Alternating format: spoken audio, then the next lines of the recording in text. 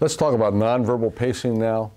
We talked about verbal pacing, and remember what we're trying to do. We're trying to give a person a sense that we understand their reality. Not agree, but understand their reality. And we do that first by verbal pacing. Probably the most elegant and maybe even the most powerful is the nonverbal pacing.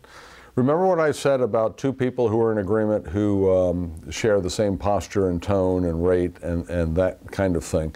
You do not want to mirror another person, by the way, because these things actually are best done unconsciously so that the person is not conscious that you're pacing them.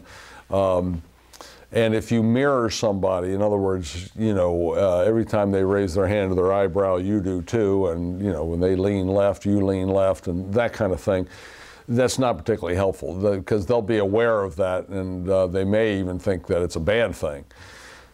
But I do pick up several things about a person non-verbally that they're doing that I do want to mimic.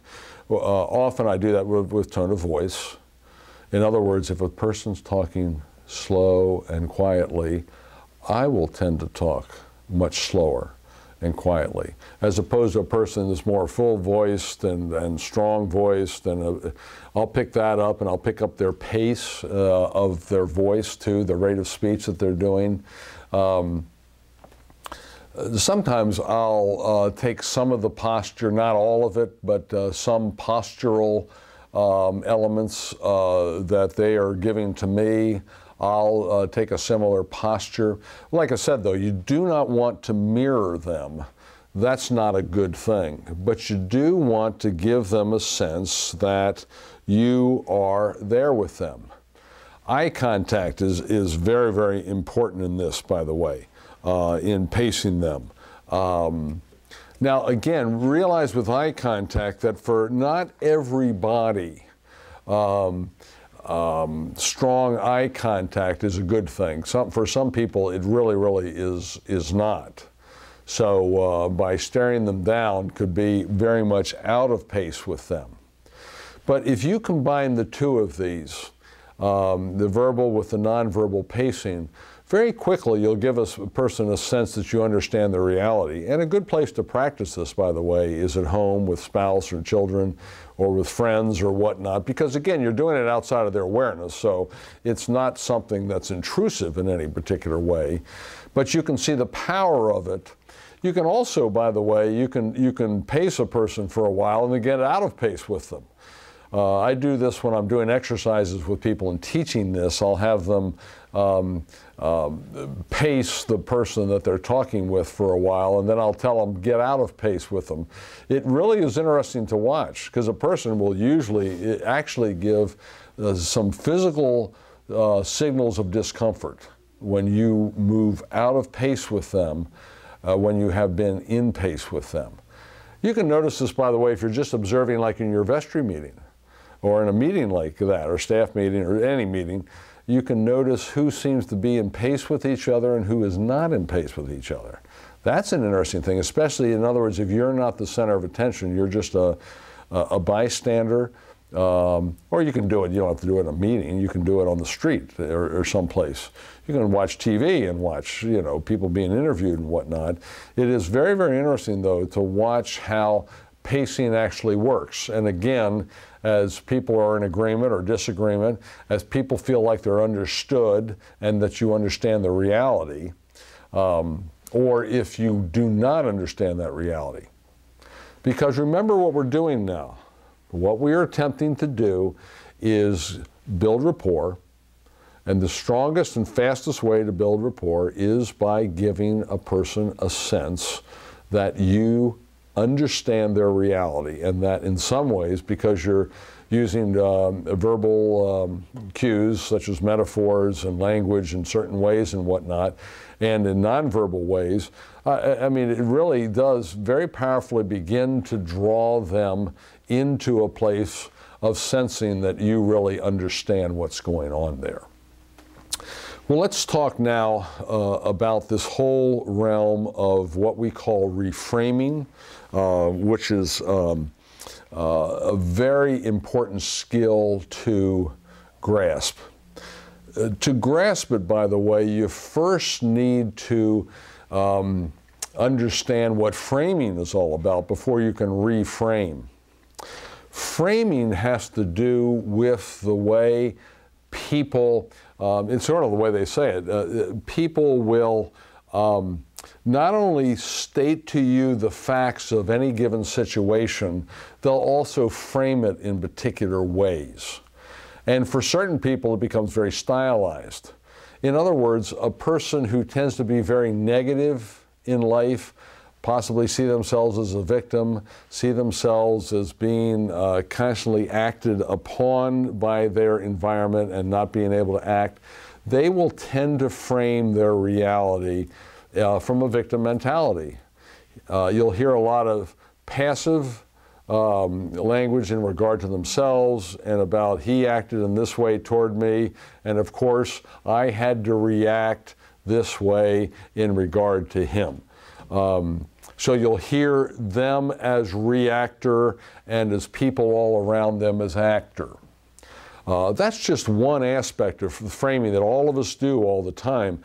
Actually, the way our minds are wired, people always are seeking meaning to their existence. We do not like, it's like your yard does not like blank spaces, it'll fill it up with weeds. Your mind does not like experiences that has not been infused with meaning. So we're constantly doing that. As experiences unfold around us, as people say things to us, as relationships develop, we are constantly putting meaning into these things to determine what does this actually mean here? What is actually going on here? Okay? So, as you're listening, because remember now, you're an active listener, you're self-aware, you're non-anxious, you're in the blue zone, you know what you're all about, you're very congruent, and now you're very much listening to a person, okay, and asking very, very good, powerful, cogent questions. Now you're going to be listening very closely to the way the person languages, the way they attach meaning to their existence. How do they see themselves? First of all, it's one of the best questions to think about, first of all. Do they see themselves as actors or reactors? Do they see themselves as a victim? Do they see themselves as the world acting on them? How do they understand other people? How do they understand relationships unfolding? In their ministries, because that's what basically the people that you'll be coaching, how do they understand that unfolding in their life? What are they framing the situation to be like? Now, a lot of the things that you will be listening to are going to involve problems that they'll bring to you. Oh, the vestry attacked me, or this staff member is, is completely belligerent, or this Sunday school teacher is marvelous, and whatever. They will be telling you things, but they will be framing it. Now, one thing that may be helpful to you would be to divide the frame from the actual facts, is one way to think about that. And here's the way to think about it, and that is, if a video camera, like right now as I'm speaking to you, a video camera is capturing my words, so you can know exactly what I said. It's not a report of what I said, it's exactly what I said. One way to think about what actually happened is, what would a video camera actually capture? So this fellow's telling you about the way the worship service went.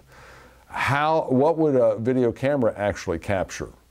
See, the trouble is we tend not to divide what actually happened from our interpretation of it. We tend to mix those two together and assume that they go together. So in other words, I was in this incredibly boring worship service. I mean, it was such a yawner, you would not have believed it. the assumption is that if anybody else had been sitting there, they would have had the same experience, that it's just a big yawner. But that's really not true. That service could have spoken very deeply to other people in that congregation. But we don't tend to think of it that way. We tend to think that my reality is the reality. So that true reality and my reality, there's a one-to-one correspondence, and it corresponds with everybody else's reality, okay? That's not true. So, what actually happened? What did a video camera capture? And then what is the meaning that was attached to what that video camera would captured will give you a better sense of how this person is actually framing the situation, okay? Because it's the frame that the person is putting on the situation is going to be the target at which your reframe is going to be aimed, okay? Actual event, interpretation or frame that's placed on that event, and then we'll talk about how to reframe it. But you've got to understand the difference between something actually happening and the frame that a person puts on it, okay? You've got to listen very, very carefully.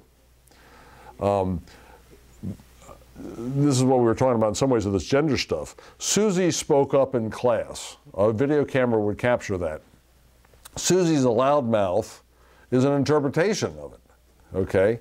Does everybody think she's a loudmouth? Maybe not. Maybe a lot of people, maybe most people don't think she's a loudmouth, but it's an interpretation of it. John was late to work. John doesn't care about his job is an interpretation. John was probably ministering to people that he found on the street because he's really into homeless people. Those are two totally different interpretations of John being late to work, okay? So notice, though, the one thing the video camera would capture would be John being late to work. The interpretation then flows from that.